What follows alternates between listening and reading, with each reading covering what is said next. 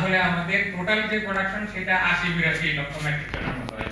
আমরা ১৮ কোটি মানুষ আছি, যদি এটাকে ১৮ কোটি দিয়ে ভাগ করেন তাহলে দেখা যাবে যে আমরা ৪৫ কেজির মতো জনপ্রতি এক বছরে খাই।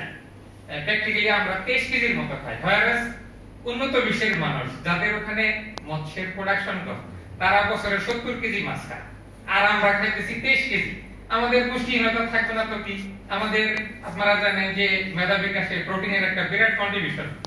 আমাদের পারসেপশন লেভেল ভেরি লো। সৌদিতে যখন মৎস্য রপ্তানির উপরে এমবার্গো দিল, থাইল্যান্ড সেখানে 22 দিনে তাদের রপ্তানি চালু করে ফেলেছে। পার্শ্ববর্তী অন্যান্য সবাই চালু করে ফেলেছে। আমাদের সেখানে 4.5 মাস, অ্যারাউন্ড 5 মান্থ আমাদের বাংলাদেশ থেকে এক্সপোর্ট বন্ধ ছিল। এরপরে আমরা পাইলাম কি কিছু সামুদ্রিক মাছের লিমিটেড স্পেসিস আমাদেরকে পারমিশন দিল। এখন এরপরে এতদিন হয়ে গেল, এখনো আমাদের কালচার তো দূরের কথা, যেটা ওয়াইল্ড কট ফ্রেশ ওয়াটার ফিশ আমরা সৌদিতে এক্সপোর্ট করার পারমিশন পাইতেছি না। এটাতে একটা বিরাট অবস্টাকল, এগুলো তো দূর করা উচিত। প্রতিযোগীরা সবাই এগুলা 1 মাসে 2 মাসে ওভারকাম করতেছে, আমরা সেখানে বছরকে বছর পারতেছি না। তাহলে আমাদের রপ্তানিটা বৃদ্ধি কি দিয়ে করব?